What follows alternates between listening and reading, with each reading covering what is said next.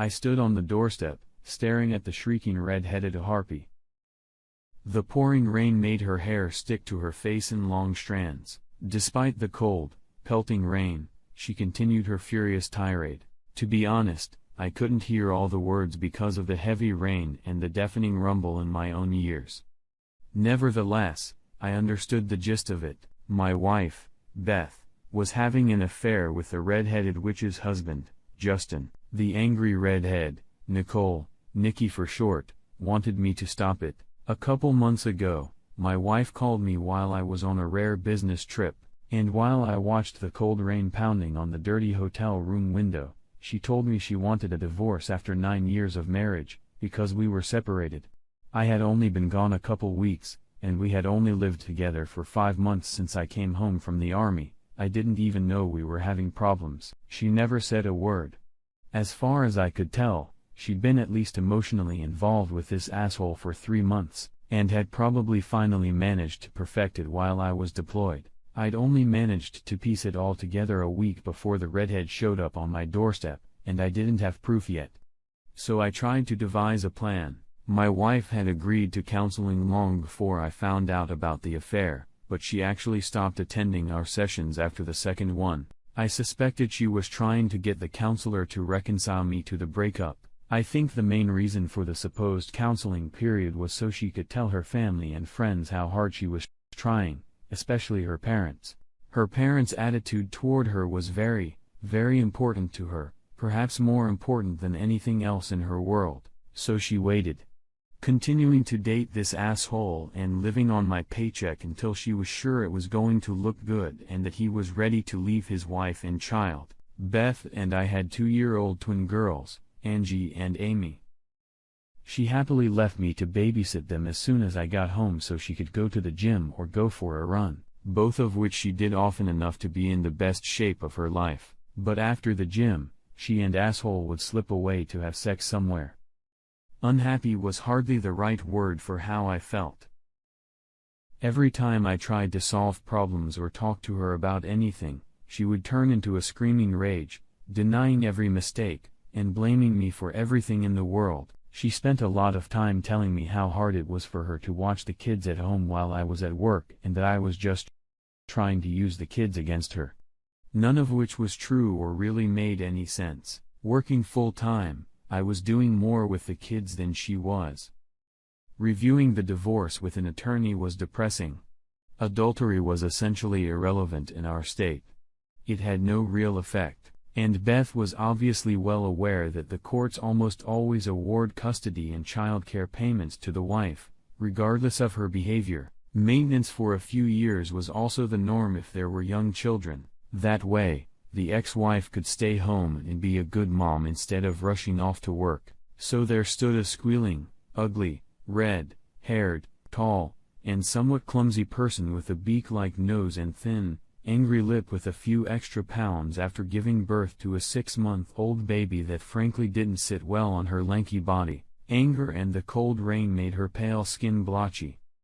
I couldn't get a word in edgewise, so I stepped back holding the door open and waved at her.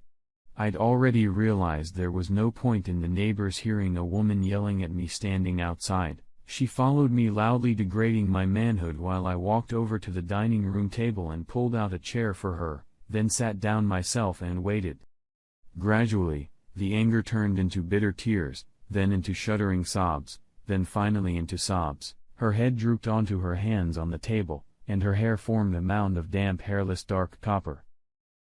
I waited a little longer until the runny nose stopped. "Are you done?"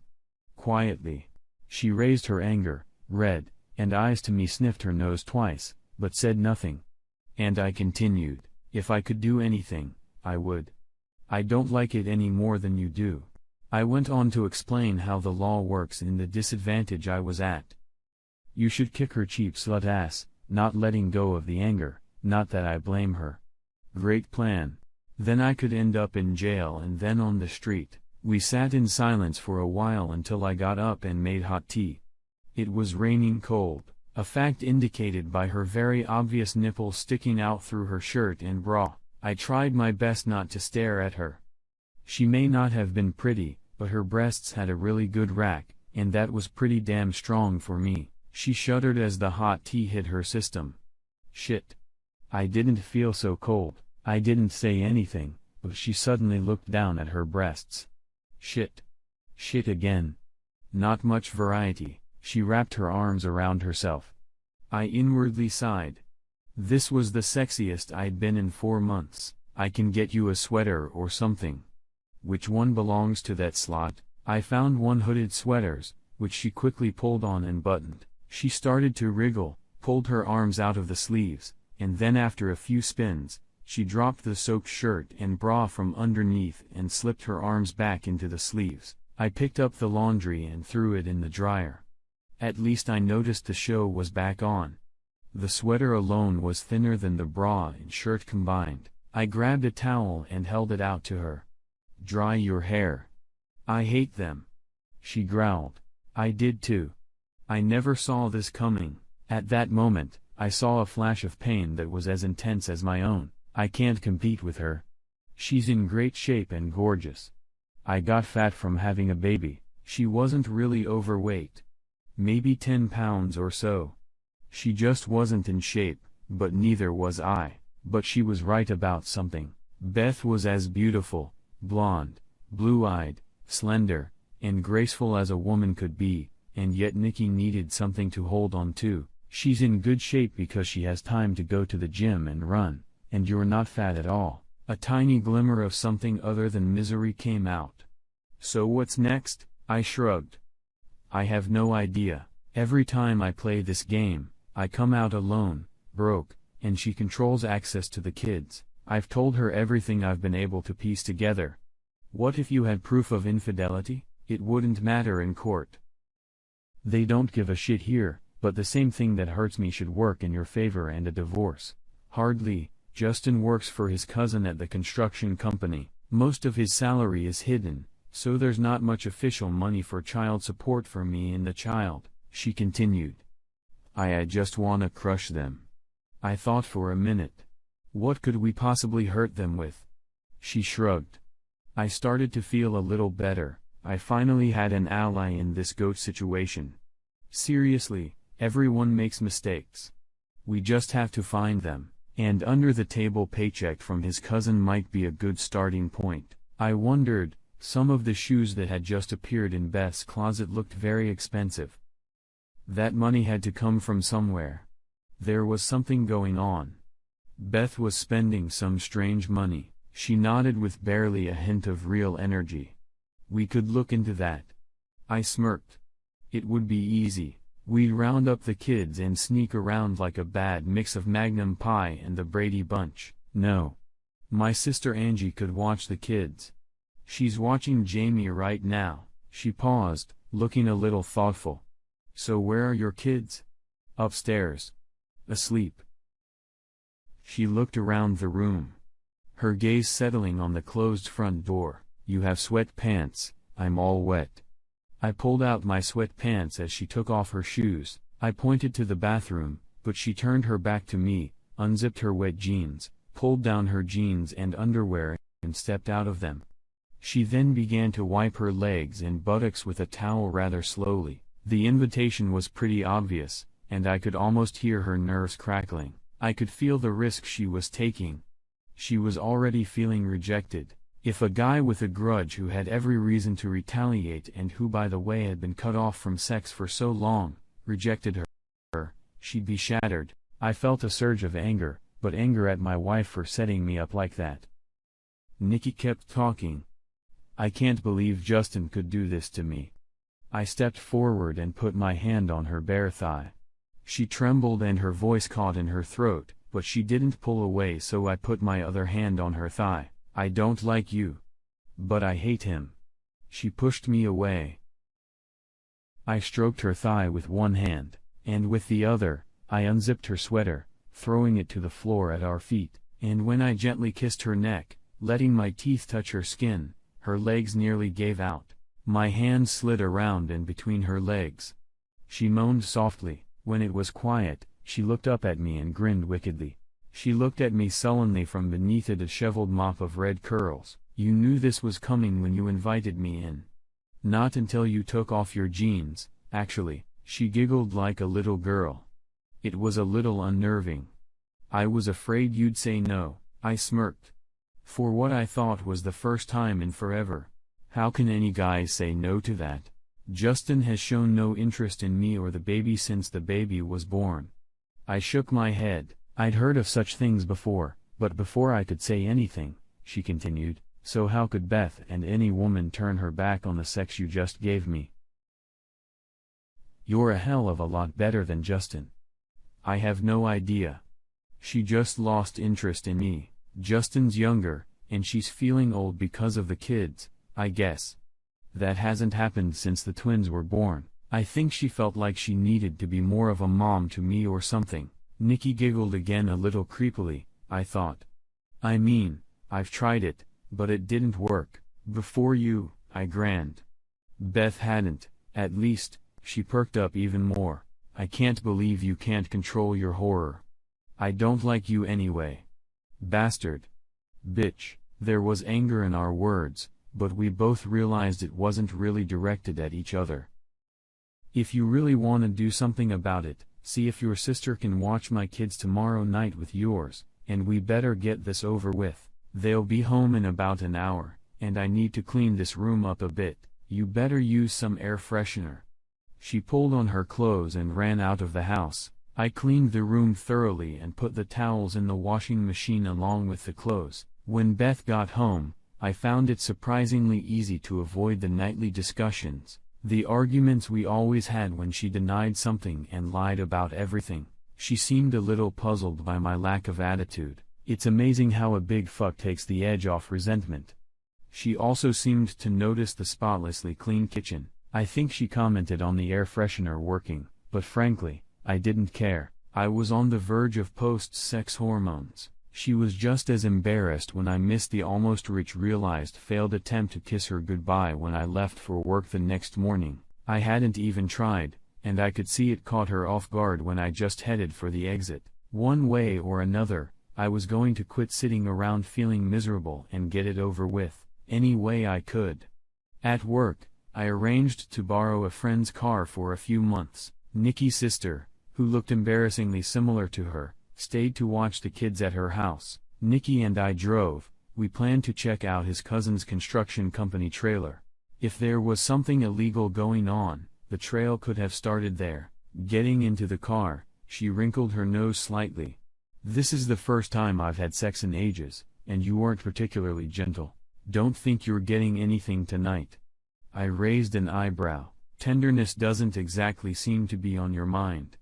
She smiled slightly despite her best efforts to suppress a smile. I noticed that for the first time since we'd met, she was wearing a little makeup, albeit poorly. I made the decision to change the plan and drove to the mall.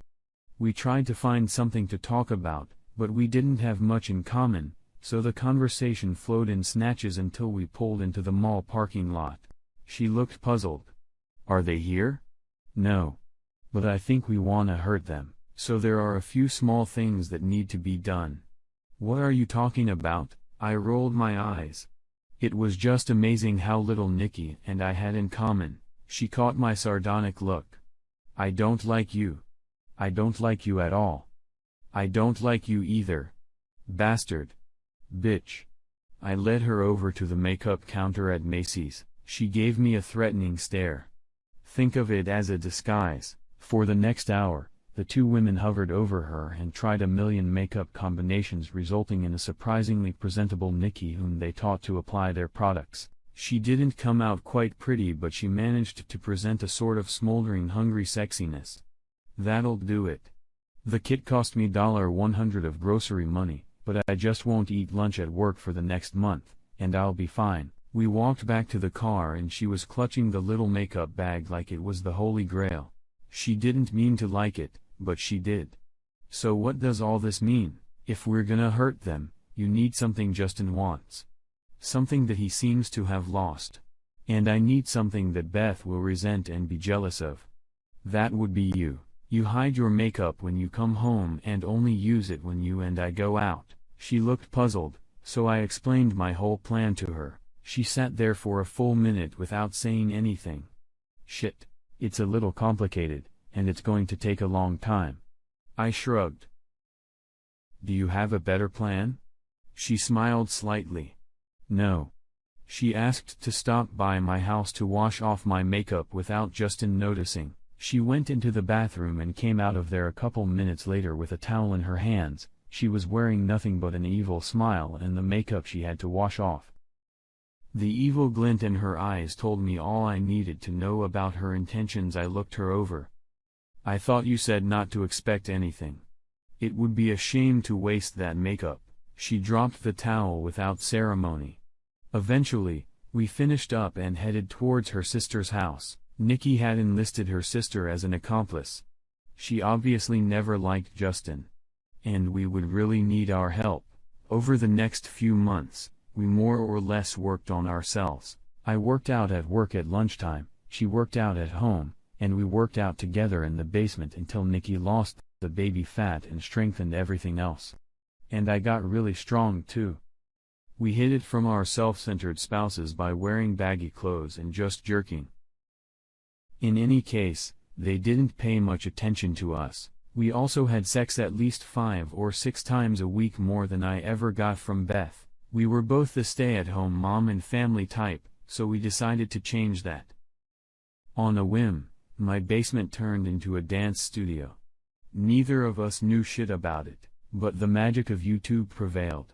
We had plenty of free weekends and evenings as our spouses continued to ignore us. We learned basic dance steps, then more advanced ones. We really enjoyed salsa dancing, but we had to save it for the end of our routine, primarily because we would end up sleeping right on the floor.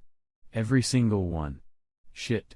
Once, one thing I realized pretty quickly: I was playing with fire.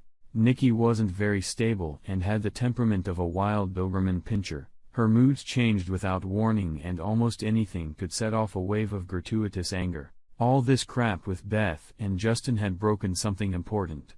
One of those fences of sanity we'd trampled. I always tried to keep my eyes on her all the time. The only time she seemed stable was when she was coming almost unconscious, or when she was around children, mine or hers. Her love for the kids was all-consuming. She still called me bastard, and I still called her bitch.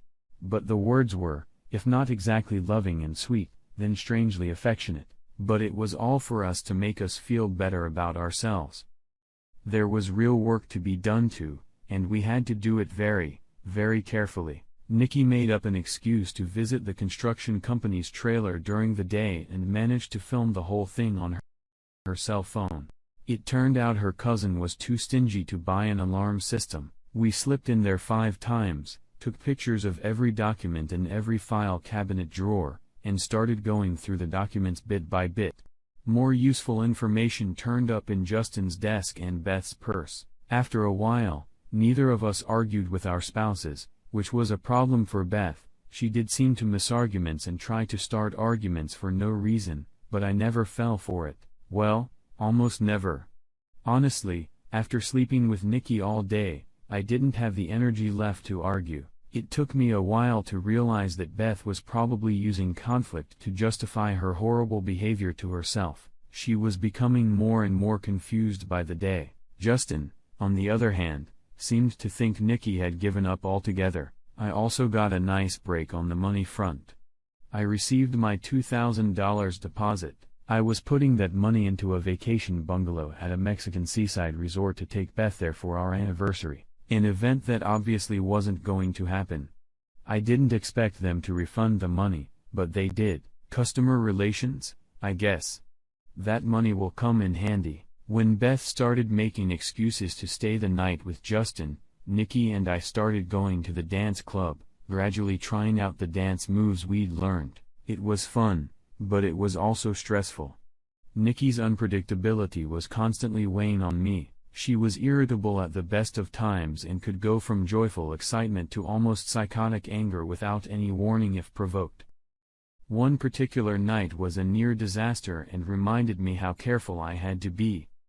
By this time, after weeks of exercise and almost daily sex, Nikki was practically radiating sex, so it was no surprise that people would often sneak up on us during dances. She loved the attention, but unsurprisingly, She sympathized with the abandoned girlfriends and tried not to show her sexuality with the guys who came with their girlfriends. Unfortunately, some of the guys thought she would dance with them as horny as she danced with me. We got cut off by a couple in a small club somewhere in the middle of nowhere. I was dancing with the girl, a cute little blonde cheerleader, while the guy was obviously trying to put his hands up Nikki's mini skirt. She talked him out of it twice, but he insisted. And I just caught her by the hair as she lunged at him. I said, "Stop." Her claws nearly grazed his eye, leaving a bloody mark on his cheek. With the little blonde on one side and a hissing, pissed off Nikki, I expected disaster immediately. The guy quickly backed away, eyes wide, while Nikki slowly turned her back to me, wrapping her long leg around my hips, pressing her groin tightly against me. "You bastard. You pulled my hair. That hurt." She was silent for a moment, and then she purred. "You really know what I like, don't you?" She looked at the blonde frozen next to me and winked at her. "You can get so much better than this guy. You deserve better. He's an asshole." We walked outside at a fairly brisk pace. It seemed reasonable considering the three guys in security t-shirts heading our way. The parking lot was full of cars, but no people. 2 rows away, I saw a scuffling guy and 2 other guys get out. He headed toward Nikki, and his friends headed toward me. "Bitch." Nikki smiled. "I don't get it. I introduced myself to you. For that shit, your boyfriend can watch me get what's in your panties." Nikki stopped as if startled, and he reached for her, preparing to grab her arms, but I could see the manic glint in her eyes as I felt the biggest of the 3 come up behind me. Nikki lunged, not with her hands, which he grabbed, but with her teeth, sinking them deep into his face. He let out a shrill scream of terror and pain. I turned around. I wasn't an MMA champion, but I was more than familiar with fighting, and I'd seen the frantic look in Nikki's eyes, so I was ready. The big guy was expecting a takedown or a punch, but he was distracted by his friend's yell and was completely knocked down when I landed a hard elbow strike to his face. As he was expecting a savage blow, he dived right into the elbow, which crunched him on the nose. He went down. The other guy stepped forward to pull Nikki away from her screaming victim, so I kicked him in the back of the leg just below the knee, and he fell to his knees. I grabbed his head and threw him backwards like a soccer ball, letting him clink against the pavement. Nikki's victim tripped over a curb stone and covered his face, blood spurting from it. Huge mistake. Nikki spat out a mouthful of flesh and drove her sharp heel into his groin. His scream ripped beyond human hearing. I yanked her back as she was about to kick him in the chest. "Nikki, stop." She gave me a wildly defiant look, then stopped and smiled. Blood covered the lower half of her face and most of the front of her white tank top. Her smile was full of blood, a scene from one of those Epic Hammer Studios vampire movies. She turned around and put her hands on the nearest car standing almost over her gasping victim. Then she saw the grief-stricken blonde and headed toward her. I wanted to grab her and run, but I knew that would bring on the rage, and if I didn't get her out of here quickly, we'd both be in jail by morning. She walked over to the, obviously, paralyzed, blonde, and stood over her. "Nikki, behave yourself. Didn't do anything wrong." Nikki looked up at me and smiled. Her face was still a bloody mask of horror. "Oh, I know." She pulled the blonde to her and kissed her hard. I was about to intervene when I realized the blonde was passionately kissing her back. Nikki slowly let her go. The blonde looked at her like she was hypnotized, and her face was stained with her boyfriend's blood. "Trust me, you can find much better than him." As soon as we got in the car, Nikki took off her tank top and wiped her face. About 2 miles away, an ambulance whizzed by. I didn't have to guess where it was going and could only hope no one had written down our license plates. I pulled into the parking lot to give Nikki my shirt, but getting dressed wasn't her immediate interest, so I reclined the seat and let her unzip and ride me until she was satisfied. It took a long time. My pants were soaked with her juices before she was even done. She was silent for a few minutes and then commented, "I really screwed up, didn't I?" "We're all like that in some way." I did get off on it though, hurting him felt so good. I've noticed it's a little Hannibal Lecter-esque disturbing. Hurting him was like fucking him. I was able to just let all my anger out. He deserved it. Well, I'm not sure the law would agree, but I think his girlfriend was okay with it. Nikki giggled. She stuck her tongue in my mouth first. Shit. I'm competing with someone. She was quiet for a moment. Seriously, about inflicting pain, don't let me do it again. Promise me very seriously. Tears glistened in her eyes. You were defending yourself.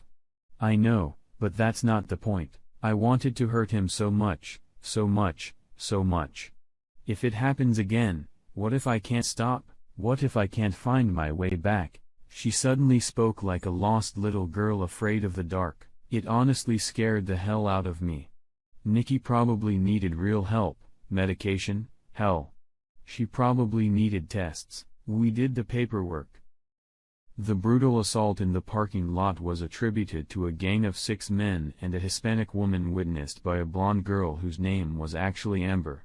I had to laugh about that when I showed the paperwork to Nikki. So, looks like you made an impression on Amber after all. Nikki smiled. She seemed nice, strawberry lip gloss. Do you like girls? I didn't realize I did. I just dabbled with her at the club, but the parking lot was a different story. She wanted me. I could feel it, and it made me want her. And since you and I have been together, I just don't have any boundaries when it comes to sex. After that incident, however, Nikki seemed to take care of herself. It got better. Slowly, unevenly, but gradually better. I could see her fighting to keep the demon at bay when it showed up.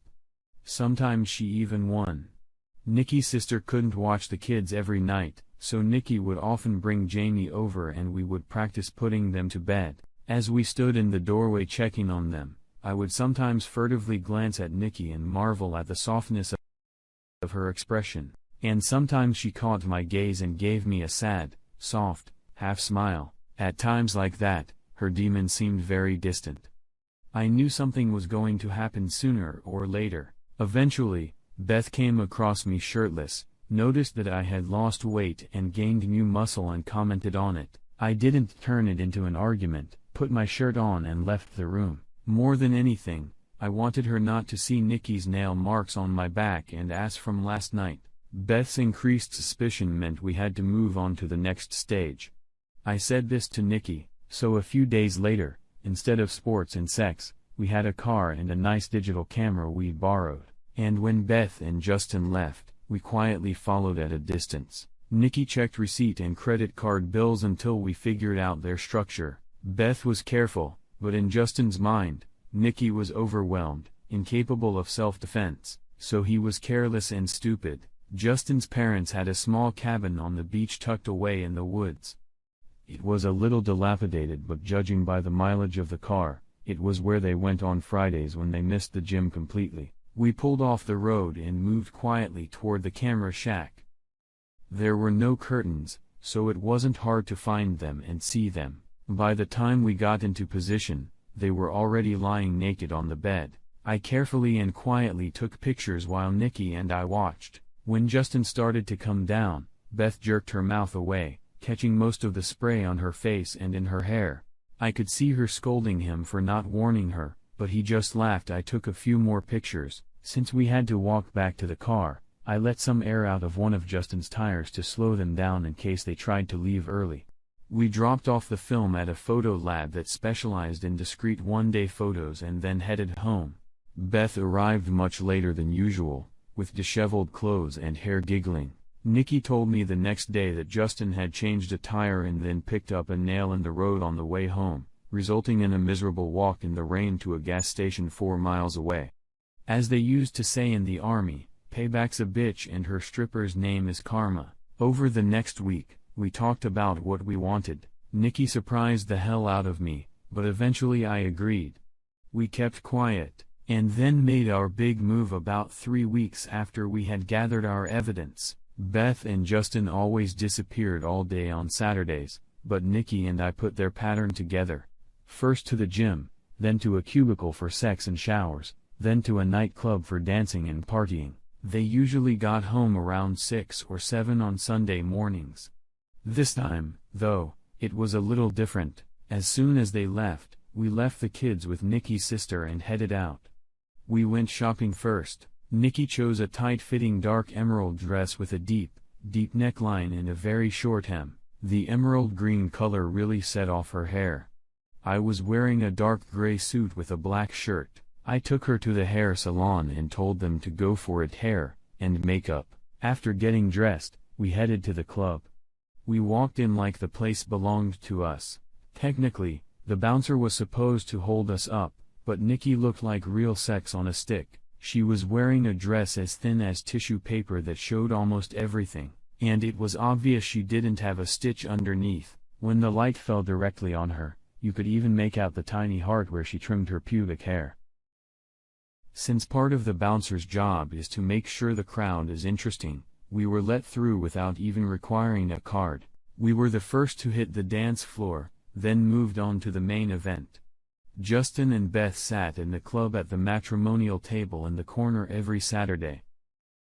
After dancing a few songs, we headed over to their table.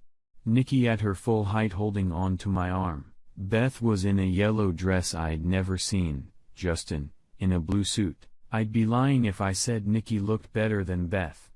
Beth was tanned and elegant. However, Nikki was spectacular, and instead of looking elegant or sophisticated, she proudly wore the look of a bad girl of pure sex and immorality who drew stares from across the room.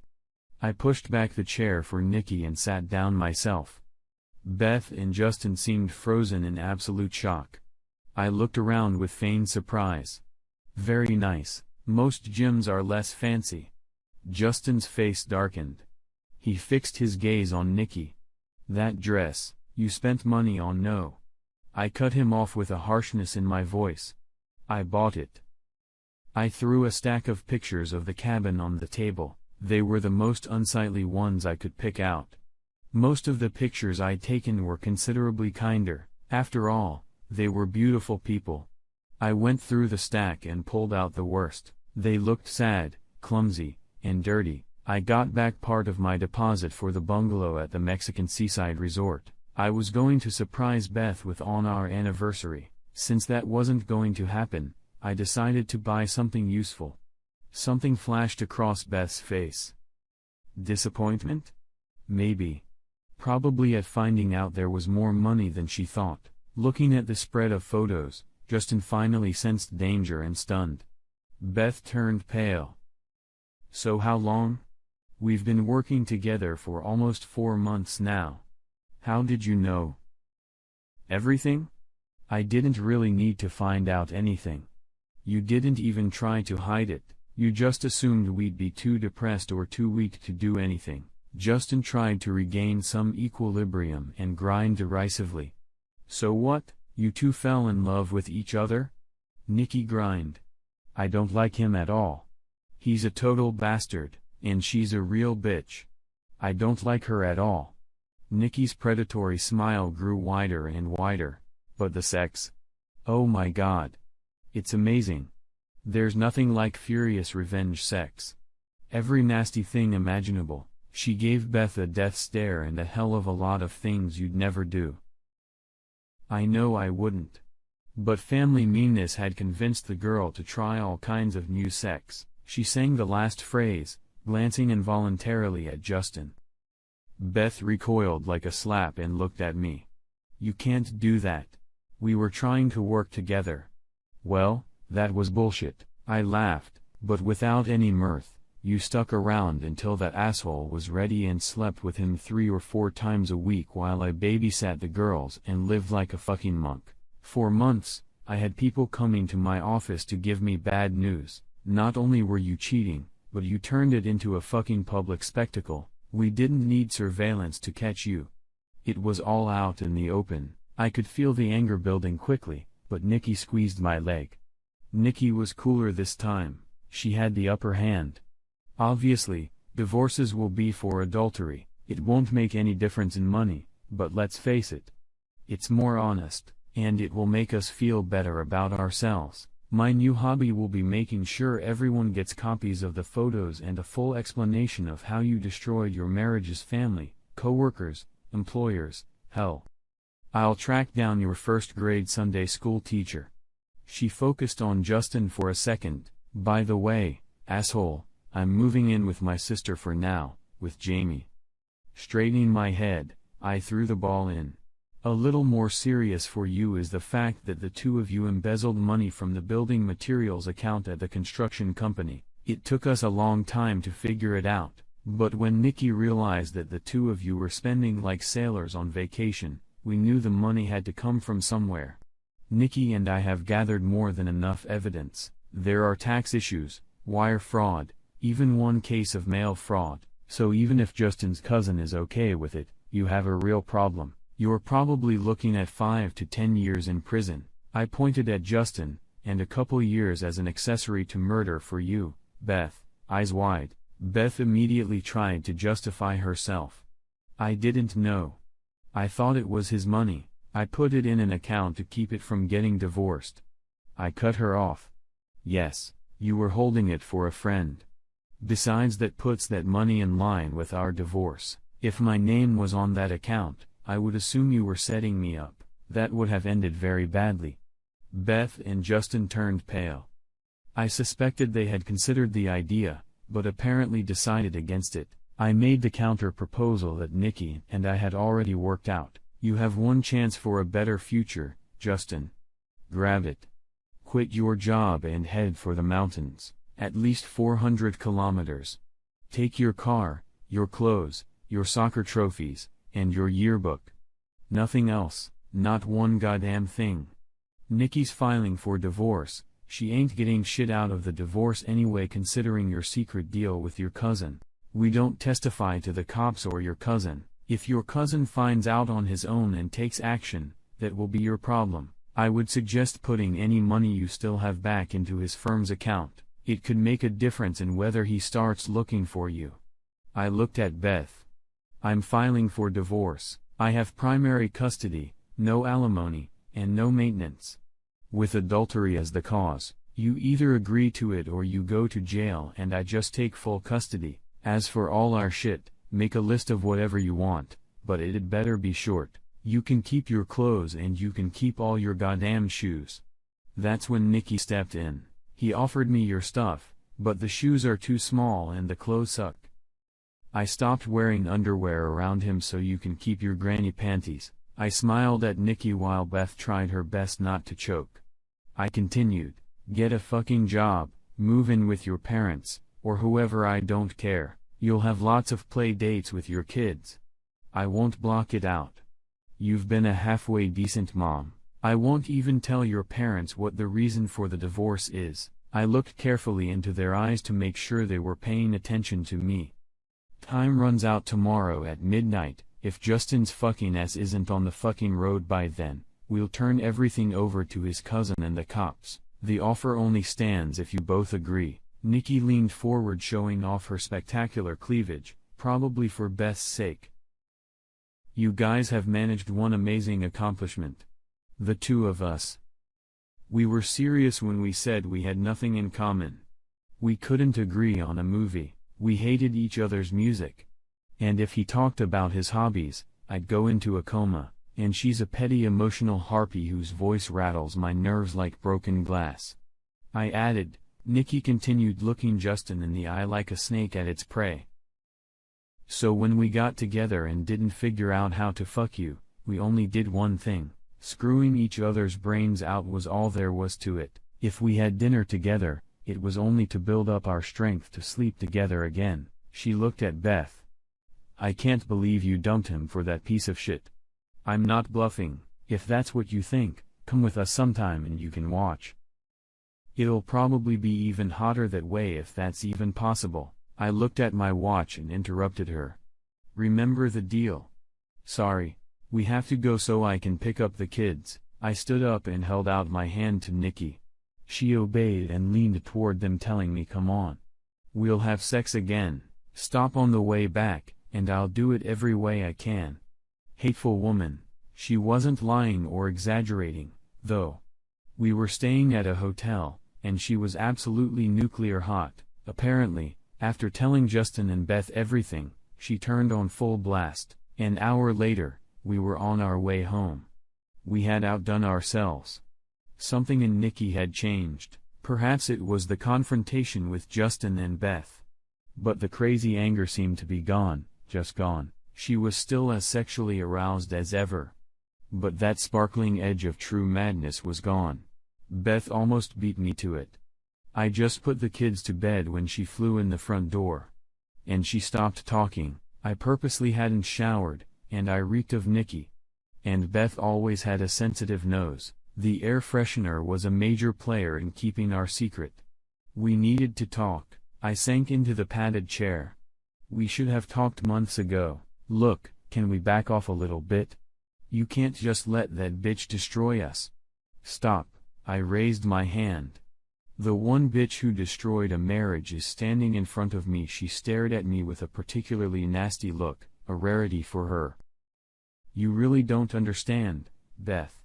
Compared to Justin, your fate is sweet. Nikki bargained for you, talked and begged for you. She tried to make Justin the real villain in this mess, and you have no idea how hard it was for her. She hated you with every fiber of her being, but she did it anyway. She feels like her train wreck caused ours. I'm not even sure I agree with that, but I made a deal because she begged me to. I was quiet for a moment, drying up my anger before it exploded.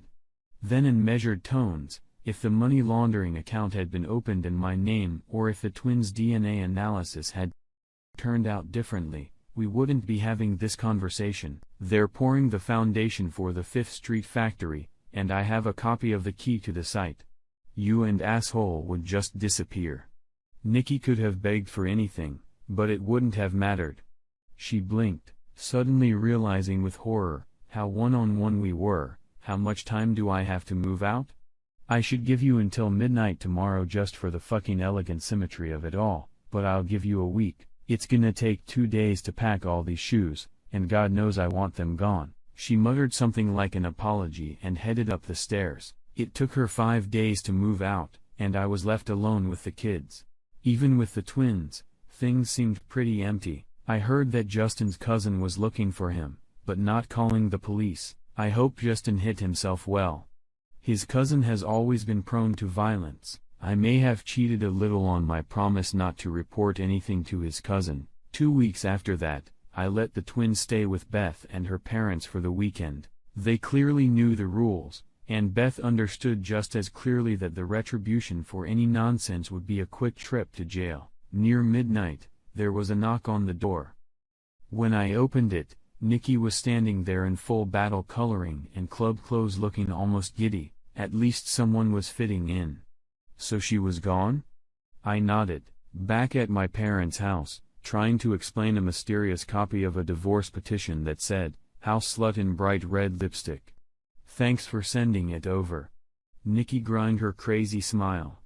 Great. I wanted to do something nice for her, give them something to talk about. I grinned. I had promised not to say anything to Beth's parents, but Nikki hadn't. In fact, she promised the opposite. So a whole series of packages were sent to Beth's friends and family with pictures. I doubt she'll ever really get over it. Nikki's smile got even wider. Hey, I brought a housewarming gift. I almost corrected her. After all, I hadn't moved in, but she was right about something. The house seemed new. I guess we could share dessert. A familiar face and a light-colored cap peeked out from behind her back. I brought buttercream puffs. Poor Amber. She didn't have much experience, and the two of us shared it like candy, which she basically was. We dragged her into our storm. She wasn't so much a partner as a catalyst on an open fire. The next morning, she helped Amber, who could barely walk on shaky legs, out to her car. A few nights later, Nikki came alone. A few days later, she came in with Jamie. When the kids were asleep, she silently dragged me straight to the bedroom. We moved slower this time. Much slower.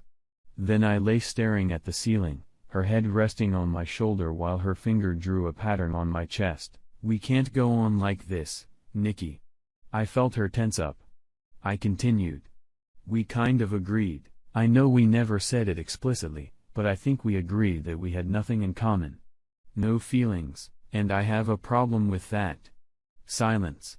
Then silence. Motherfucker. Then I felt her crazy familiar smile against my shoulder as her fingernail drew a heart-shaped line over mine. Your kid was probably a dumbass.